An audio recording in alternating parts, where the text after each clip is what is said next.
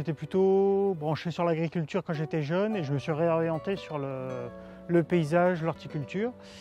Donc j'ai fait un BEP Bac Pro Travaux Paysagers. Je ne suis pas allé jusqu'au bout de mon Bac Pro et j'ai préféré partir chez les Compagnons du Devoir pour faire mon tour de France et me former via le voyage justement. Et du coup pendant 7 ans j'ai pu voyager en France et à l'étranger. C'était totalement différent de l'école. Là je travaillais à temps plein dans une entreprise et chaque année je changeais de ville et d'entreprise. C'est vrai que j'ai beaucoup aimé dès le départ le travail dans les domaines et dans les jardins potagers fruitiers. Du coup je me suis orienté là-dessus.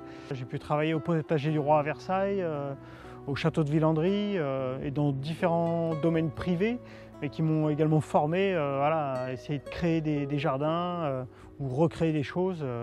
Et ça a été très formateur. Et à la fin, on a quand même un sac rempli d'expériences et tout ce que j'ai pu apprendre, je peux le remettre facilement en place maintenant que je suis posé et installé dans ce jardin où je m'épanouis. C'est un compagnon et quand on dit ça, on a presque tout dit. C'est-à-dire que c'est des gens qui sont bien dans leur tête, qui savent ce qu'ils veulent, qui ont fait 7 ans de compagnonnage, de Tour de France et qui donc ont vu du pays et du coup se sont forgés une idée de où ils veulent habiter, voilà, où ils veulent travailler. Et donc quand il est arrivé ici, effectivement, Valmer, c'est un endroit où il y a tout à faire, où c'est extrêmement polyvalent. Il faut être extrêmement polyvalent pour travailler dans un jardin comme ça, parce que ça va de l'entretien classique d'un jardin historique avec des allées, des pelouses, et surtout ici beaucoup de taupières, parce que ça c'est un de mes dadas, il faut reconnaître, en plus du potager. Donc tout un maintien de taupières qui est une chose très difficile et très précise. Et ça, je crois que ça ne s'apprend pas. Les gens qui doivent mettre un gabarit pour tailler une taupière, ça ne sera jamais parfait. Pour ça, il faut avoir un œil. Et l'œil, on l'a ou on ne l'a pas, je crois. Et Guillaume, là. Ce qui est intéressant quand on voit arriver, il est jeune quand même. Et moi, je suis là et je suis la vieille qui sait, en gros, qui a créé l'endroit d'abord, enfin recréé l'endroit. Et c'est mon bébé. Donc la question, effectivement, le bébé, il est devenu ado, il est presque devenu adulte, et en même temps, il y a quelqu'un d'autre qui arrive et qui va s'en occuper. Et l'idée, ça c'est sûr, dans un endroit comme ça, c'est qu'un jardinier, il faut que ça devienne son jardin. Alors évidemment, c'est le mien. Mais si ce n'est pas le sien, le jardin, l'enfant, on s'en occupera mal. Il faut vraiment que ça soit son jardin. Et je crois que c'est devenu son jardin. Alors on discute beaucoup. J'accueille très volontiers toutes ces suggestions. Parce que dans la pratique, dans le tous les jours, c'est son jardin. Enfin, c'est ses cultures dans son jardin et pas le mien. Voilà. Enfin, c'est le nôtre, disons. Voilà, madame a son expérience pour elle. Moi, j'ai, si on peut dire, ma jeunesse où je suis, j'essaie d'être curieux, de me former aussi petit à petit, parce qu'on se forme toute sa vie. Mais c'est vrai que madame de Saint-Venant, c'est quand même un guide et elle pousse la curiosité, elle est motivante, elle donne envie d'aller toujours plus loin et de s'épanouir, au travers des jardins et surtout du nôtre. On peut vraiment discuter de tout. Elle maîtrise bien son jardin, elle le connaît par cœur, elle sait les coins frais, les coins chauds, les coins humides. Donc c'est vrai que elle a plus de recul pour penser et travailler certaines zones. Mais voilà, maintenant ça fait bientôt 7 ans que je suis là et j'ai réussi un peu à m'attitrer un peu le jardin, si on peut dire. Et c'est plus facile pour moi aussi d'intervenir et de proposer des idées, des solutions. C'est un dialogue permanent. C'est vrai que c'est un jardin complexe, des différences de terre quand même, des différences même d'esprit du lieu. Je veux dire, la terrasse des Fontaines Florentines, ça n'a pas du tout la même terre, la même orientation et la même façon d'être traité que les douves ou que le potager. Donc il y a énormément de différents lieux à prendre en compte. Et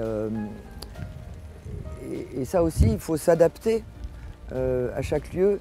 Et après ça, c'est aussi une discussion qu'on a ensemble, parce qu'évidemment, j'ai mes idées, quelquefois très arrêtées, quelquefois moins arrêtées, mais quelquefois très arrêtées en disant là, c'est dans les douves, c'est un mur plein sud, donc il faut telle et telle plante. Et donc là aussi, c'est une question de discussion et quelquefois on n'est pas d'accord. Et puis en général, on finit par être d'accord parce que de toute façon, il n'y a pas moyen d'être autrement. Et ça, c'est, je crois aussi une des qualités de Guillaume, c'est qu'il s'adapte. Il s'adapte au lieu et au jardin, et il s'adapte aussi quelquefois à ce que je veux. C'est peut-être pas forcément le plus facile, mais voilà, c'est toujours un échange en fait. Et des suggestions de part et d'autre. Et c'est ça qui est intéressant à vrai dire, parce que si c'était juste voilà, on fait comme ça, ça serait pas rigolo. Alors j'ai plutôt carte blanche sur mon travail et j'essaie de répondre à ses attentes avec mes choix du coup, avec les légumes ou les végétaux que je vais choisir, mais toujours pour correspondre à son idée de jardin. Je sais qu'elle par exemple elle n'aime pas les floraisons jaunes. Donc on en a toujours un tout petit peu parce que voilà, on ne peut pas éviter le jaune au jardin, mais voilà, il y a des fois des végétaux que j'aimerais mettre et qu'elle voilà, elle ne va pas aimer du tout, donc elle me dit bon ça, si on peut l'oublier, le remplacer, voilà, je préférerais quoi. Après c'est pareil, dans mon plan de culture au niveau du potager, elle va me dire voilà, je trouve qu'il n'y a pas assez de ça ou il y a trop de ça, et du coup elle va me demander de changer des choses, et des fois elle va me dire tiens j'ai trouvé telle graine ou telle variété, on pourrait mettre ça. J'ai trouvé un mouton à 5 pattes sur un marché, ça pourrait être sympa de le mettre. Voilà, on s'apporte des idées mutuellement et on essaye de faire un travail collégial pour la beauté du jardin. Voilà, là il faut aussi avoir une réflexion, un gros travail sur la fleur. Qu'est-ce qu'on veut faire, à quelle hauteur, quelle couleur. Voilà, ça c'est pareil, c'est souvent un sujet qu'on évoque avec Madame de Saint-Venant, parce qu'elle a des couleurs qu'elle aime particulièrement, le violet, le blanc, le rose. Donc voilà, on essaie de travailler là-dessus avec des hauteurs aussi, des formes, ne pas avoir la même floraison que l'année passée. Et des fois il peut y avoir des thématiques aussi. Je sais qu'une fois, alors voilà, malgré qu'elle n'aime pas le jaune, je sais que je crois que c'est ça, le pape venait en France dans la région et elle avait fait une floraison jaune et blanc, voilà, en rapport avec la religion et du coup le pape. Donc voilà, on essaie de se trouver des thématiques, ça peut être on joue beaucoup aussi, on a des penchants vu qu'on est aussi vigneron avec un vignoble de 36 hectares.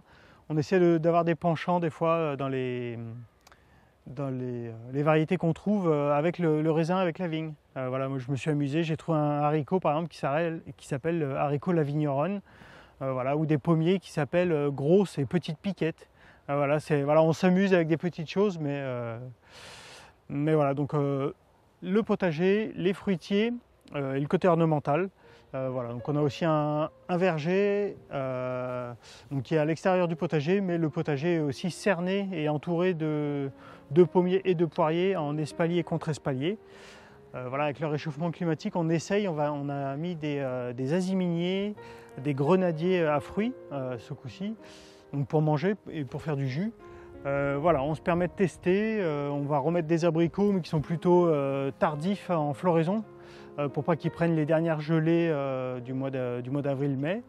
Voilà, c'est pareil, c'est une gestion, on réfléchit par rapport à notre climat, notre environnement, et ce qui marche pas, et ce qui s'est passé dans les années précédentes. Il y a une recherche, voilà, même moi c'est vrai que c'est quelque chose je m'amuse vraiment l'hiver à chercher des originalités, des choses qu'on ne voit pas ailleurs, qui sont méconnues et qui arrivent peut-être fraîchement parce que voilà, le climat le permet maintenant. On peut avoir des choses qui résistent plus à la chaleur, tout ça. Et on a aussi des serres qui nous permettent d'avoir des fruits ou des légumes qui nécessitent de la chaleur et un climat plutôt tropical et qui vont du coup bien se plaire sous nos serres.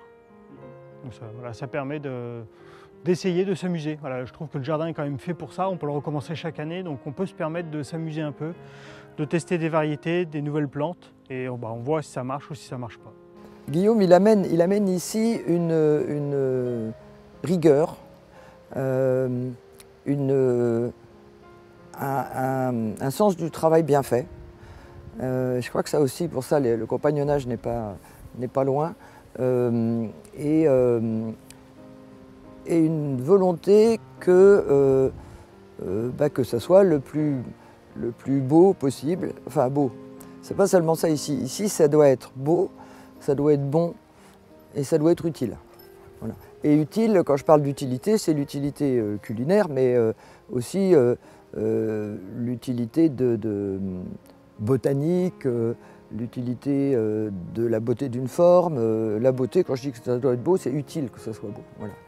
Et ça, Guillaume, il apporte ça ici parce qu'il prend en compte ces trois choses-là, beau, bon et utile. Et puis, en même temps, et ça, là, on se rejoint bien, en même temps, il aime aussi ou bien les défis, c'est-à-dire des plantes qu'on n'arrive pas à faire pousser facilement, ou bien tout ce qui est plantes rigolotes ou inhabituelles. Le concombre péteur, bon, ça c'est un grand classique ici, mais aussi les tout petits concombres qu'on appelle concombres à confire, bon, c'est un peu bête comme nom. Voilà, il aime aussi s'amuser, et ça c'est très important. Moi ici, c'est ça que... Si on ne s'amuse pas dans un jardin, il y a un moment, on arrête. Ou alors en traînant des pieds au boulot le matin, donc c'est pas la peine. Et ça, il aime bien ça aussi, et ça, c'est précieux. Et voilà, on peut vraiment s'épanouir à découvrir et redécouvrir des végétaux constamment. Et voilà, ce que j'aime bien dans le jardin, dans le métier, c'est que voilà, on a un beau jardin, mais c'est fait pour se réinventer. Donc ça pousse à l'originalité et au dépassement de fonction. Je trouve ça motivant aussi. Alors, ça peut être frustrant à certaines périodes, à certains moments, mais moi c'est motivant, c'est mon fer de lance un peu. J'aime aller toujours plus loin. Voilà, j'ai envie de faire mieux que la veille et moins bien que le lendemain, quoi. Voilà, j'ai toujours envie de faire mieux, plus, en découvrir. Et voilà, être moteur, être innovateur, créateur.